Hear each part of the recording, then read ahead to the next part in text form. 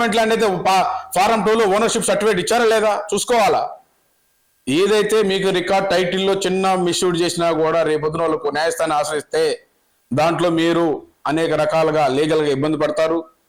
మరి ప్రాపర్టీ కొనేటప్పుడు 100% ఇది సీలింగ్ మిగులు భూములా, లేకపోతే ఇది పోడు భూములా, ఇది ఇనాం ల్యాండా, ఇనాంలో అయితే రైతు వారి పట్టా ఇచ్చారా, ఆంధ్ర అయితే ఫామ్ 8 ఇచ్చారా, తెలంగాణ అయితే ఓఆర్సీ ఆక్యుపెన్సీ రైట్ సర్టిఫికేట్ ఇచ్చారా, ఈ విధంగా చూసుకుంటే అది ఏ రకమైన భూమి. 1975లో సీలింగ్ యాక్ట్ వచ్చింది, 73లో వచ్చింది, 75లో అమల్లోకి వచ్చింది.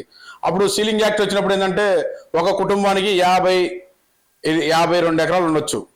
ఒక అంత మించుంటే వాళ్ళని ప్రభుత్వానికి ఇవ్వాలా, ప్రభుత్వాన్ని నేరుగా హ్యాండిల్ చేసుకోవాలా.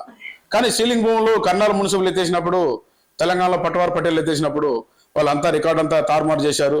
కానీ అది అర్బన్ ల్యాండ్ సీలింగ్ దగ్గర ఉంటుంది, అది టెండెన్స్ యాక్ట్లో ఉందా, ఏ రకమైన భూమి అని చెప్పి మీరు ఎన్ఓసి తీసుకొని భూములు కొనుగోలు చేస్తే అది చట్టబద్ధం అని చెప్పి నేను తెలియపరుస్తున్నాను. మీరు చట్టబద్ధం, న్యాయబద్ధం, ధర్మబద్ధంగా కొనుగోలు చేస్తే నో ప్రాబ్లం. లీగల్గా ఏ చిన్న సమస్య ఉన్నా కోర్టుకి వెళ్తే మీ భూమిని తెలడానికి దరిదాపు 30 సంవత్సరాలు పడుతుంది. దయచేసి భూములు కొనేటప్పుడు 1కి 10 సార్లు ఆలోచన చేసి కొనుక్కోవాలని చెప్పి ఆంధ్ర, తెలంగాణ 2 రాష్ట్రాలకి ప్రజలకు నేను తెలియపరుస్తున్నా. ఇట్లు మీ రియల్ ఎస్టేట్ ఎక్స్పర్ట్ అంజిరెడ్డి. నమస్తే.